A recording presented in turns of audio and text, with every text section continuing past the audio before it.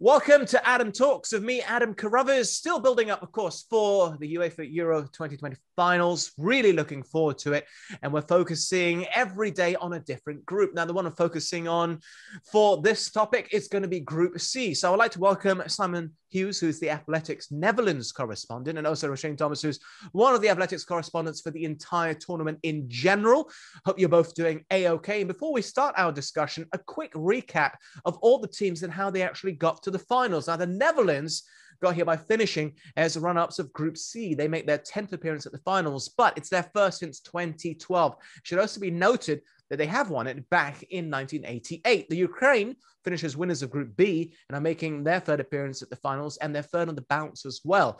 They are yet to get out of the group stage so far in their history, the same predicament that Austria find themselves in as well, getting to their third finals appearance as winners of Group G. Finally, we have North Macedonia, who found their way to the finals by means of a playoff, making their debut in the competition. So let's get stuck straight into the Netherlands, still such a heavily supported team globally, missing from the international stage in recent memory. Simon, let's talk about Virgil van Dijk firstly. How big a miss is he going to be? Enormous. Maybe not quite as big as Liverpool have missed him to some degree, because it's one of the strong positions in the Dutch national team at the moment. They're quite well stocked at centre half.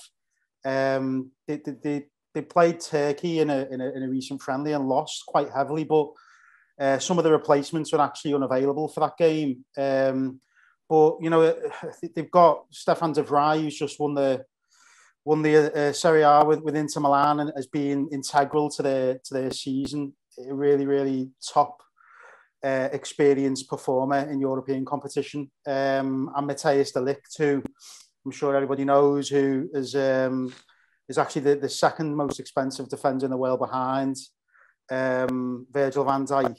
Still such a young player. Had a difficult season with Juventus.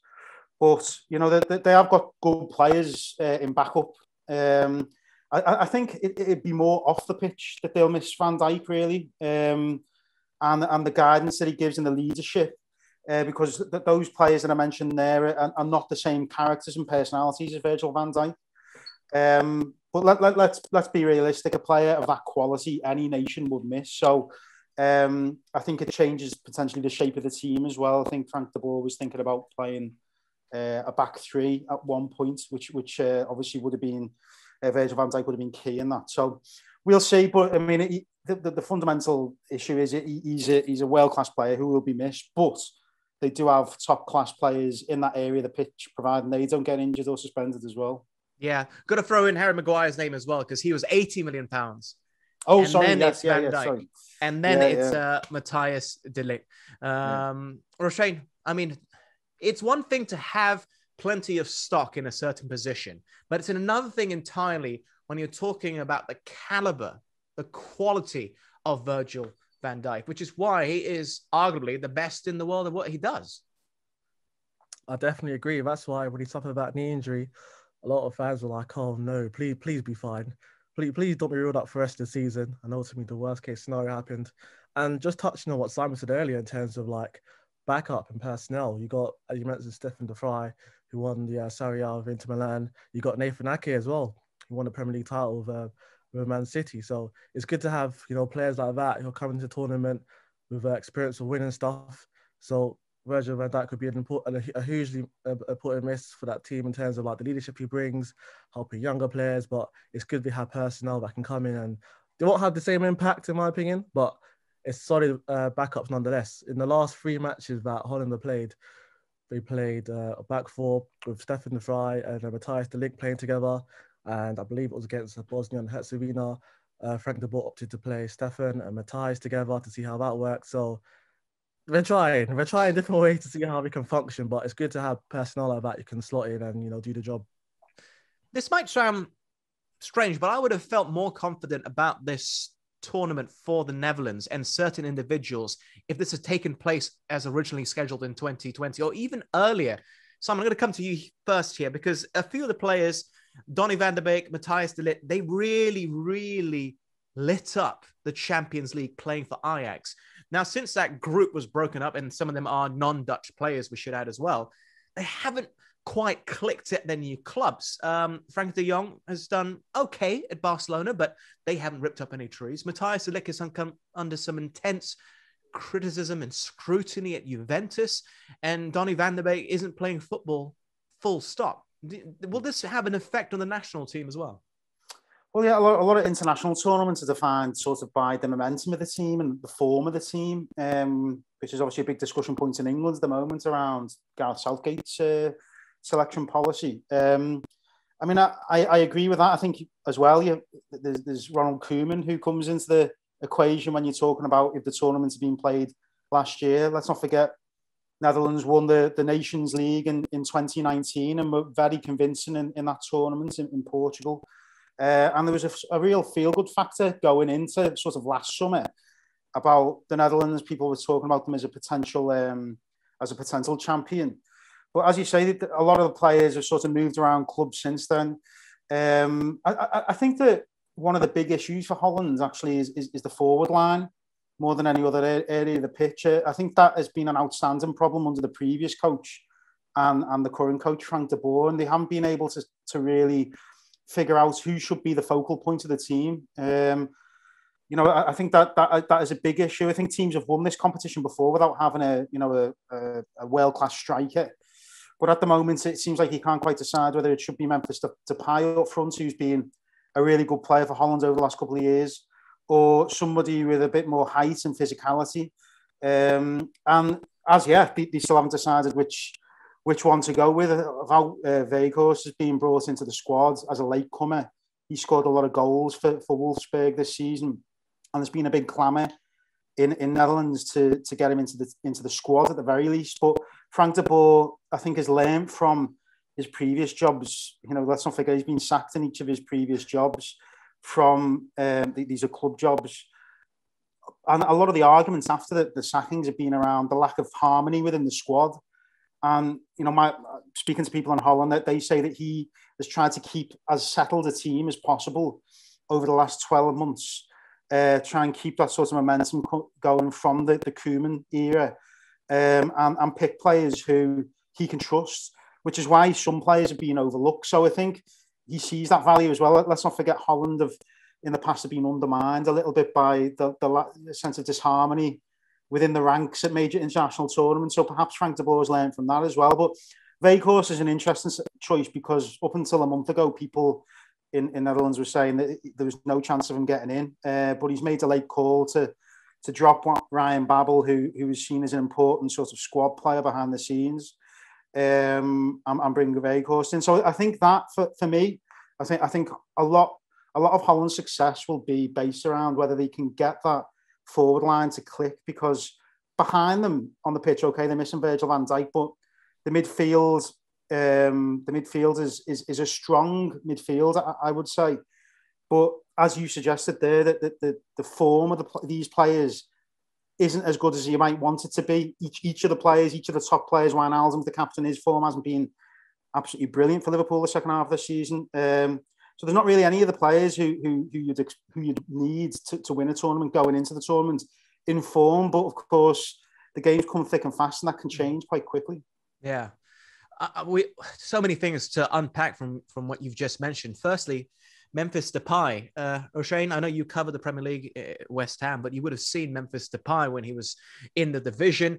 Now, he's doing very well in France, but there's nothing tangible that he can hold on to in terms of medals or competing for honors. So it's very hard to categorize him as being a world-class player or not. I mean, he's making music videos and doing things outside to keep his profile up. But how much of importance is this tournament to Memphis Depay in order to stake his reputation as being a true great professional footballer ahead of an expected move to Barcelona? No, for sure. Good question. Definitely a huge number for Memphis Depay. Very quickly on his time at Man United, I remember travelling for an away game against Sunderland. A close mate of mine is a huge Man United fan. he was like, oh, I can't wait to watch Memphis Depay. My first time watching him play, it's going to be a good game. And he was so underwhelming that match, so underwhelming. And I couldn't hear nothing but Memphis Depay being poor on the journey back. So that's a quick story just in terms of him being underwhelming during his time at Man United. But for sure, because when I think of this Holland team right now, you know, previously we think of the likes of Rafael van der Vaart, Arjen Robben, Ruud van Nistelrooy, you know, Robin van Persie, star power. And I don't really see that in this Holland team right now. So when I think of someone like a Memphis Depay, I'm thinking great opportunity for you to be a star this summer. Had a great season at Lyon, as Simon touched on earlier, 20 goals, 12 assists in 47 appearances. So he's definitely gone a long way to proving doubt was wrong and showing that, listen, he is a good player after all. He just needed a bit of nurturing, a bit of care. And now he's got a great opportunity to be like, you know what, I could be Holland's main man this summer for the Euros.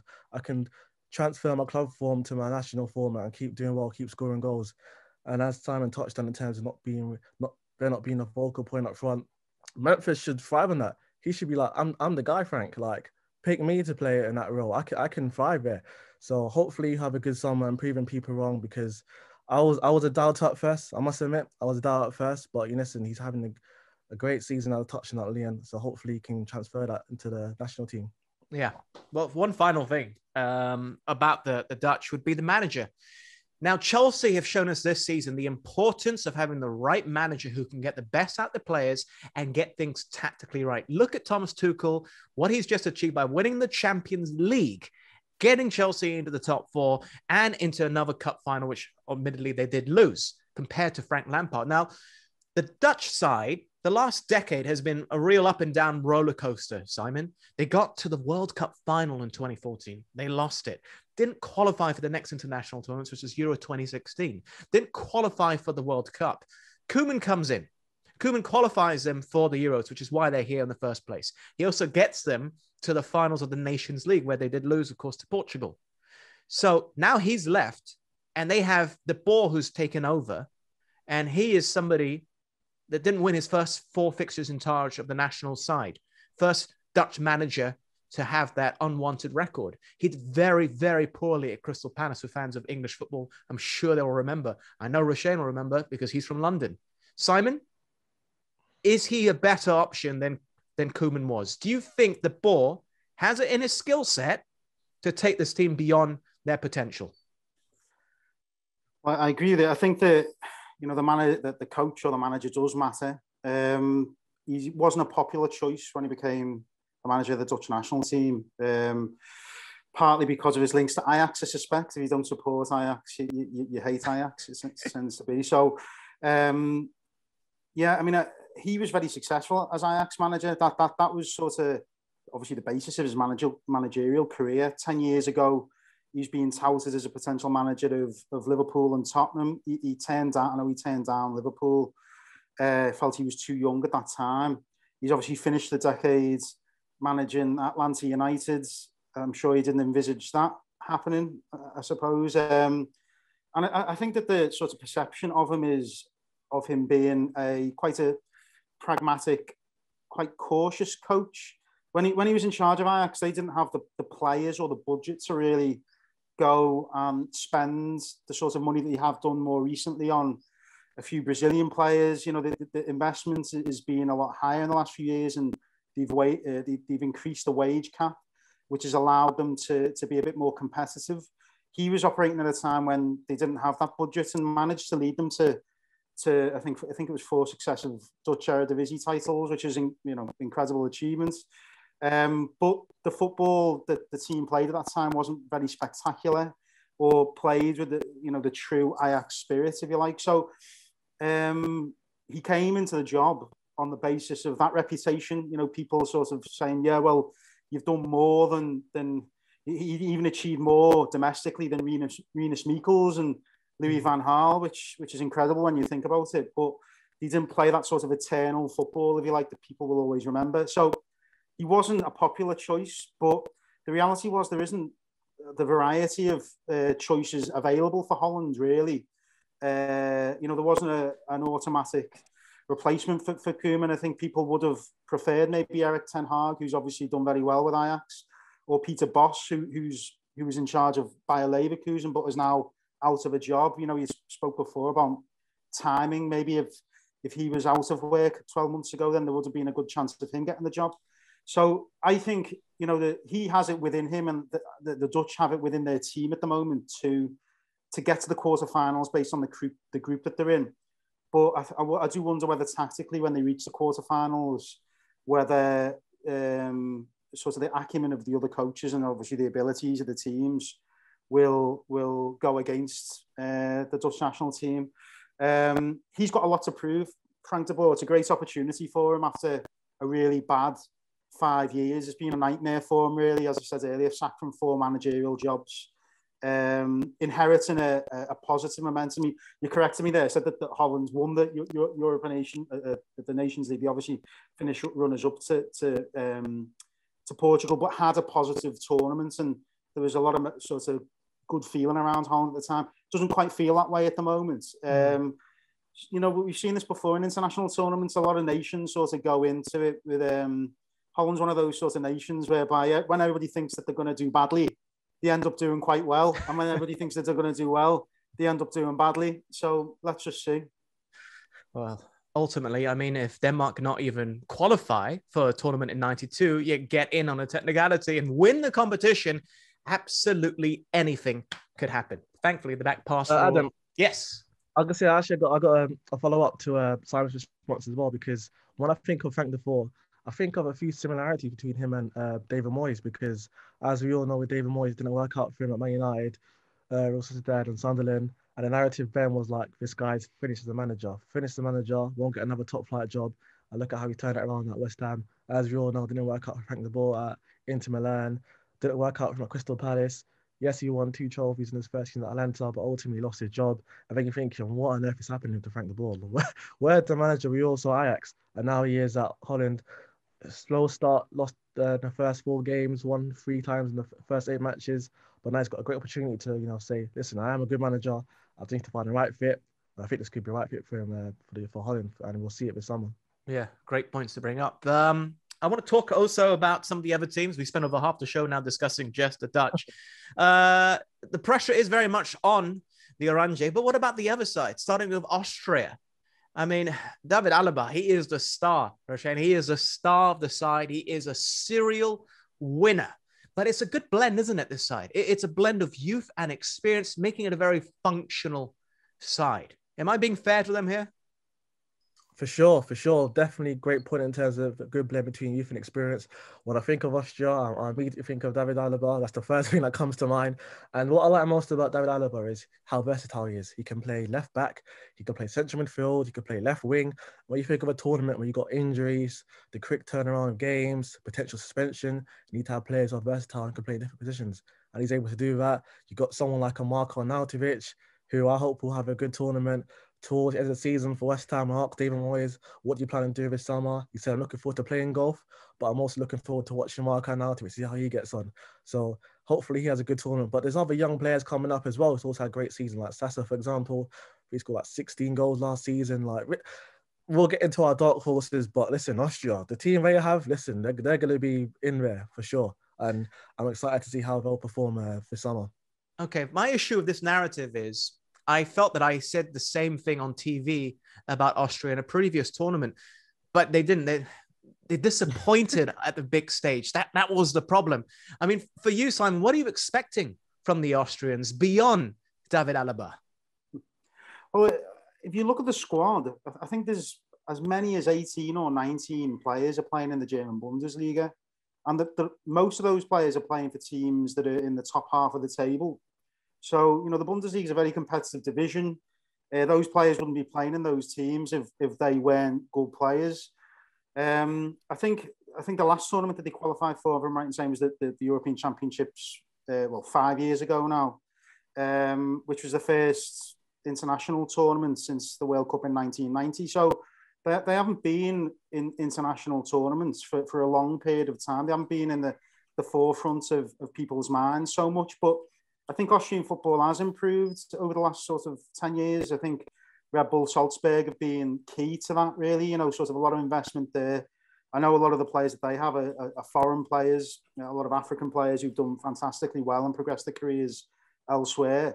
But I think that has been for the good of the national game. And I think that the investment that they've had has helped nurture the sort of players that we've just been talking about there. And although they've got a lot of experience, there's still players who are in their sort of mid to late 20s. You look at somebody like Marcel Sabitzer, who's been playing for Red Bull Leipzig, in the Champions League, very high standard of football, somebody who a lot of Premier League clubs have been looking at. So there's sort of names that people will be vaguely familiar with. And when you put all those names together, you realise they've actually got a half-decent team. And I think that they will have an outside chance. But again, it's about whether they can find that place for Alaba. I think he is an important player. I think he's obviously become a world-class centre-back.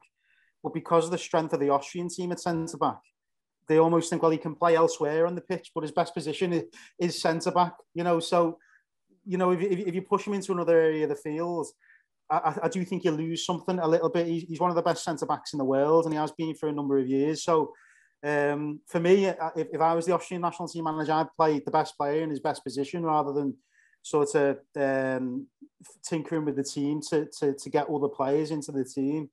But yeah, I think they've got a good chance, and I think they might surprise a few people. I think you mentioned at the start, the other teams in the group. I don't think it's going to be the easy ride that some people are suspecting will be for Netherlands, although they have the home advantage playing all the games in Amsterdam. I still think that these teams could cause a few problems for Netherlands. Yeah, you sound very much like you're in the camp of Fabinho must always play in midfield for Liverpool. Yeah. Don't put him as a centre-back. Sounds very much along that tangent. Way, yeah. Just to clarify, they did qualify in 08 for the Euros and also in the last edition in 2016, where they only finished with a point in a group consisting of Croatia, Germany themselves, of course, and Poland, who also only had a point. The hosts in 08, weren't they? That's right. Yes, as well. So that was the first. Yeah, I think the first time they qualified was the last edition, the 2016 edition. Yeah. All right. Well, what about the Ukraine? And I know there's going to be a West Ham perspective here for you, Roshane, because we have to talk about Zinchenko. He's had a stellar season for Manchester City. But what about Yarmolenko, who's become a mainstay of this Ukrainian side, but is now beset by injuries and lack of game time at club level? Yeah, for sure. Well, I'll start by saying the season just gone, he really struggled with injuries. First, he suffered he tested positive for coronavirus, and was getting his way back to full fitness, but he just never got that match sharpness back. And I remember going to a youth team game at Peterborough United where he was involved and he was right, but he just wasn't his former self. He wasn't playing well, wasn't linking up with his teammates. And then turn of the year, he played in a cup match against Doncaster Rovers, scored in that game. So you're thinking, okay, I know it's Doncaster Rovers, but he's showing signs of getting back to full fitness. But yeah, he just struggled, niggling injury as well. Never recovered really. And again, I remember the last youth team game was involved in that as well. Again, really struggled. So, but the thing is, right, Andriy Yarmolenko, he's one of those players where he'll struggle for West Ham, but he'll look amazing for Ukraine. He'll look so good for Ukraine. And that's pretty much been the story of his time at West Ham. And it's worth remembering, he's 10 goals short of Andriy Shevchenko's all-time record of 48 goals. Yarmolenko's on 38. There was a point in Yarmolenko's career where he was earmarked as the next Shevchenko. Yes, we know you haven't reached those heights, but in terms of his form for Ukraine, he's great. He's really good. And I look at this Ukraine team, well, the manager named a 36-man provisional squad. To be fair, the attacking options were very limited. Only 3 strikers were named in the squad. So that tells you sort of how much they'll be relying on Yarmolenko to try and produce the goals. But I will say he does very well for Ukraine. A key performer, consistently performs for them as well. So I think he'll have a good Euros. West Ham fans will be like, where has been Yarmolenko for the past 9 months? Where has he been? But yeah, I think you'll have a good tournament for Ukraine for sure. Yeah, it's just one of those players. Sometimes you just perform better at national level. Shaqiri would probably be another name you could argue there. I'm sure some Liverpool fans would disagree with me. But what about Zinchenko, Simon? I'm sure you've watched plenty of Manchester City this season, and it really is a marvelous story, the rise of Zinchenko from his really tough upbringing when he was a youngster and having to flee his home and all of that, and almost being let go by City on loan after joining them, but really cementing his status this season. I still remember how phenomenal he was in the semi-finals of the Champions League. Has he become the main man, do you feel, for the Ukraine? Because yes, he can play defensively, but he offers a great attacking threat going forward. Yeah, it depends. It's a bit like Alaba to some extent. Where will he play? because he arrived at Manchester City as more of a midfielder or a wide left midfielder, and has sort of made his name as a left back. Obviously played in the Champions League final ahead of Mendy, who obviously Manchester City spent a lot more money on. Seems to me the sort of player that Pep Guardiola trusts implicitly tactically. So a very good player, but again, where does he play? Does he play in midfield? Does he play centrally? Does he play on the left? So a bit of a tricky one. I mean, I've been looking at obviously the Ukraine results over the last couple of months, and a difficult team to read exactly what the manager's going to do and what the team is going to do, because he's played in a couple of positions. Zinchenko missed the most recent friendly, which was only a draw with Bahrain. But they drew with France in France not so long ago. So it's a team you're not quite sure what to expect from. A bit like Yarmolenko, I guess, one of those teams that on their day can cause a lot of problems, but equally can probably get beaten by anybody.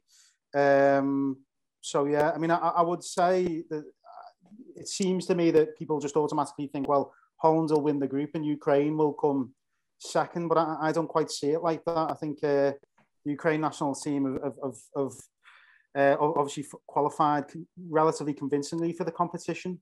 But since qualifying, that the form hasn't been great, and availability of players they've suffered because of that as well, a bit like some of the other nations. So we'll see. But the lack of a focal point in attack again, I just wonder whether that will cost them when it comes to it. Yeah, they are the only team in this group that actually won their qualifying group as well. Everyone else will run us up or via a playoff. So I think we should definitely look into that a little bit as well. Finally, in the group North Macedonia, I think most fans won't really know what to expect except seeing Pandev and Alioski, who's really lit up the Premier League. I know some Leeds fans aren't really too happy with him, but you could also argue he's been played out of position for Leeds United under Bielsa, but Pandev is a veteran of the game. And let's not forget, Roshane, this is a side that a little while ago beat Germany in Germany 2-1. In fact, Germany couldn't even score past them in open play. They relied on a penalty from Gundogan. And who was on the score sheet that day? None other than Pandev. So are we expecting any surprises from the North Macedonians?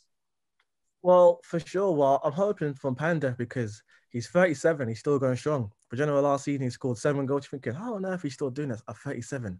Like, how are you still going strong? But listen, he played for great clubs, the likes of Galatasaray, Inter Milan, Napoli, and he'll definitely look towards him for some sort of hope and inspiration. As we know, he's had a decorated career, scored goals wherever he's been as well. And as touched on other players as well, especially the Leeds United player. My goodness, I've been really impressed with him this season in terms of how versatile he is. As we touched on David Alaba, you can play in centre-back, left-back, central midfield, similar to Alioski, can play in so many different positions. I remember watching him against West Ham. West Ham won, but he was one of those players you saw and thought, you know what, like, he will go far. He's really good. Like, great. I know he's slightly old in terms of being 29, but so good for his age. Great recruitment for West Ham. Sorry, not West Ham. Great recruitment for Leeds to get him as well. So they're a team where you're thinking, you know what, they could have a shout here, you know. They could have a shout here. So Pandev will be key to that, of course. If he can continue his goal scoring exploits for his country, who knows what he can achieve. As you touched on that infamous win against Germany, they're going to want to have more moments like that, especially with Pandev being 37. He's going to want to have more high moments towards the latter stage of his career. So who knows what they can do? Who knows? Maybe they could ruin Simon's summer by beating the Netherlands.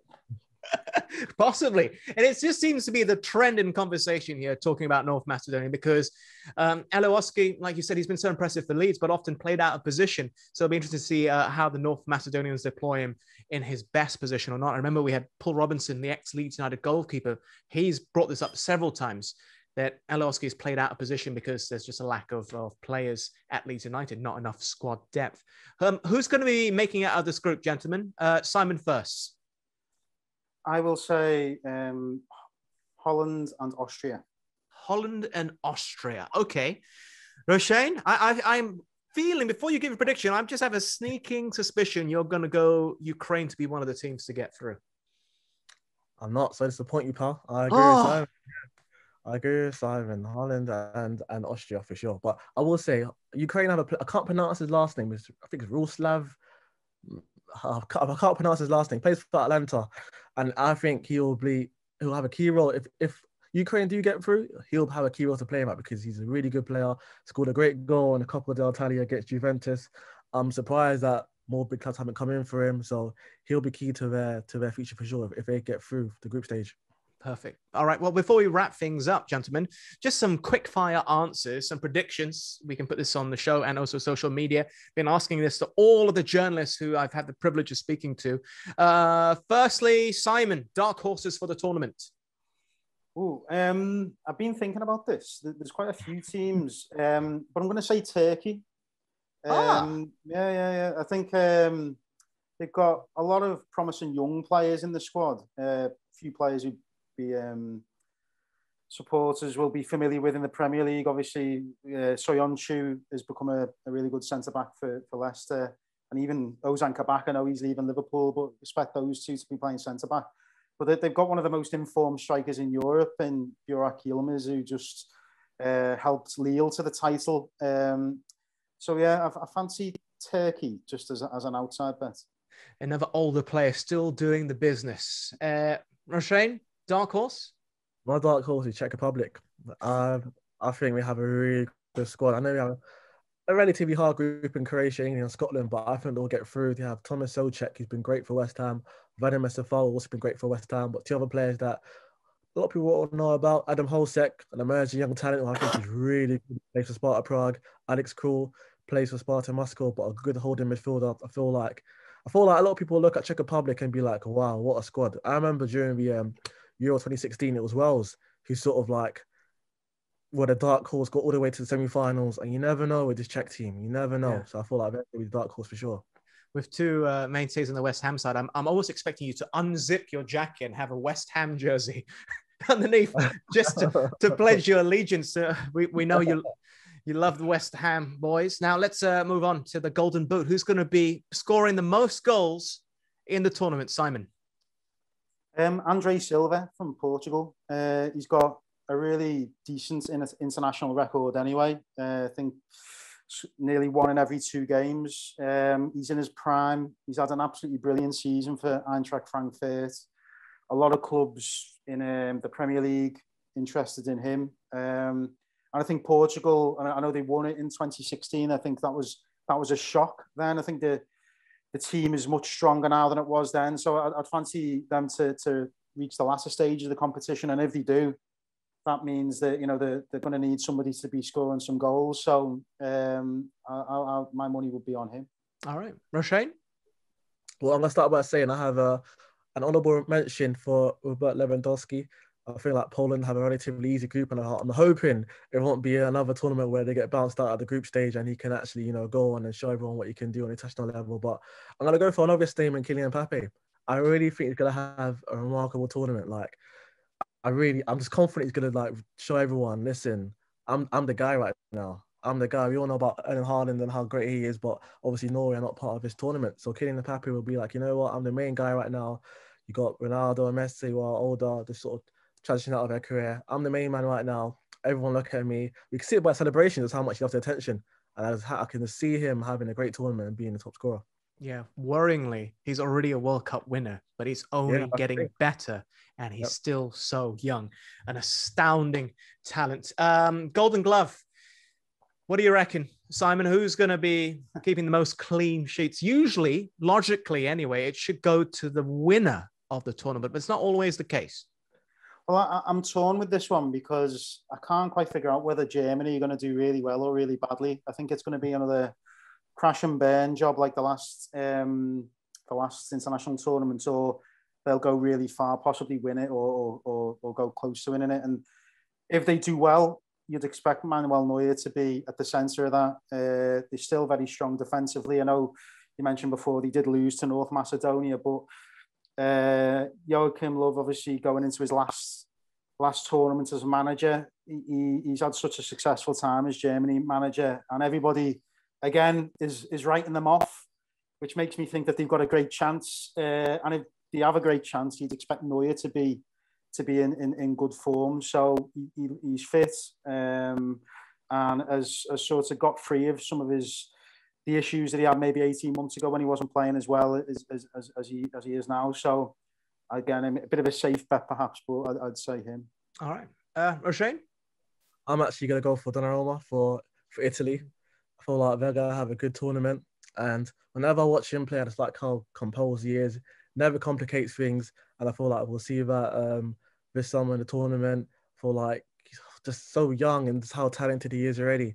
And obviously Simon touched on Manuel Neuer. I'm not debating that Donnarumma has the potential to be as good as him when he gets to his age. So yeah, for sure, Donnarumma will get the Golden Glove in my opinion. Yeah, let's see. Let's hope that off-field issues don't affect him about where he's going to be playing football, and the hatred that he's now developed between AC Milan fans and himself, by default, some of the Italian fans, of course, as well. What about player of the tournament? I'm going to go with Roshane first for this one, so to make it fair. So you have to answer first this time, Roshane. Who's going to be the one to watch? Mbappe again? He wins it again. Mbappe again, pal. He wins it again. I feel like he's just going to... I feel like you have those tournaments, right, where, listen, we all know he's talented, but you have those tournaments you think, my goodness, what a player you are. And the last time I felt that way was Wayne Rooney in Euro 2004. Well, that's the last time I felt that way about an individual performance.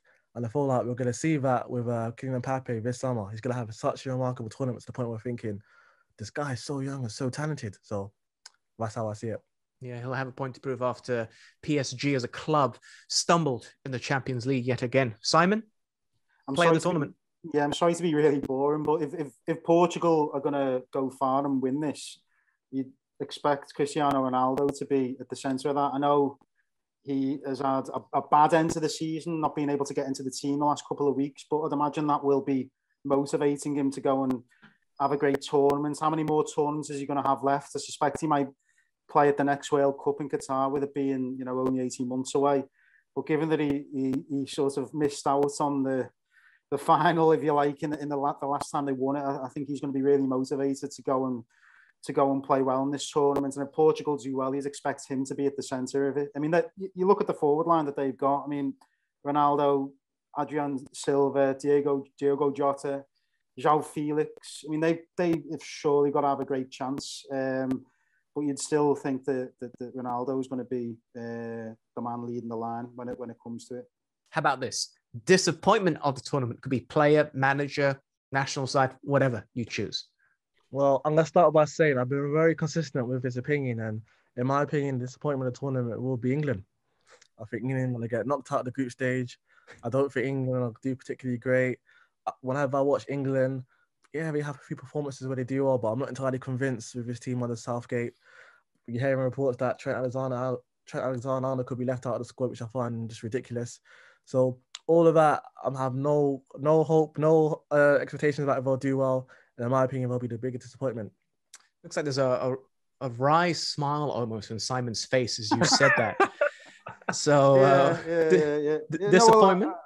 I mean, I don't know whether when you expect England to do badly, as they always do, I don't know whether they can be described as a disappointment. They're just doing what you'd expect, which is so. I suppose I'm backing up what Roshane says. I think England. I think the worrying sign from sort of Gareth Southgate's perspective is that he's taken sort of 35, 36 players a month before the tournament and still doesn't quite know what his best squad is or his best team, which is always a concern, I think. But I'm actually going to say Belgium. I think that people keep saying, well, it's Belgium's time, but Eden Hazard's obviously, again, not had a great season. Whether he's fully fit, we're not quite sure yet. A lot depends on him. He's a world-class player as far as I'm concerned. I mean, I've seen a lot of games on Merseyside at both Anfield and Goodison Park, and when he came there with Chelsea, I don't think any players sort of got me off my seat as much as him. So he's had a bad time at Real Madrid, and I think if he can't sort of recreate the form and the performances and the influence that he has at Chelsea, I think it's going to be a lot more difficult for them because he is the player with that X factor, I think. So yeah, I do wonder whether it's one tournament too far for Belgium. I wonder whether their time was 2018 when obviously they did very well in Russia. Yeah. Finally, ending on a positive note, who's going to be the winner of UEFA Euro 2020? Roshane. Well, I'm surprised I haven't got a French jersey on right now because I've been backing them the whole entire show, but I feel like France are going to win the Euros. I think, I know you have a tough group. They've got Germany and Portugal also in their group, but I feel like they're going to win.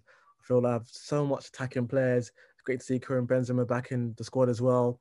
I just feel like we have a great squad. N'Golo Kante, we all know, played one at Champions League final. A lot's going for them right now, and I feel like they're going to be the winners. And we'll look back and be like, wow, what a performance for France. Yeah, and I want N'Golo Kante to lift the Ballon d'Or, and he's in with a big shout if he wins the Euros. So, Simon, yourself? I think the great thing about the European Championships is it has the potential to deliver an unexpected winner. You know, we've mentioned Denmark earlier on, Greece, Portugal, when really fancied when they won it. So there is a chance, I think, that an outside bet, you know, goes and wins the tournament. But I mean, I've mentioned it before. I just think you look at the Portuguese squad with the firepower they've got up front, the amount of variation that they've got, you know, in their attacking options, strong in midfield, fast, quick fullbacks. Ruben Diaz has been brilliant for Manchester City, very strong defensively, and a very experienced goalkeeper. I think they're going to be very hard to beat. So if my money's on them. Yeah, and experienced winners in the side who all pretty much know how to win this tournament as well. Gentlemen, I want to thank you so much for taking the time to speak to me today and to all the Malaysian viewers. It's been a real informative conversation, and now we just can't wait for the tournament to start. Roshane and Simon, do keep us updated via the Athletic app of everything happening during the course of the tournament itself, and we'll speak to you again very soon. Thanks again.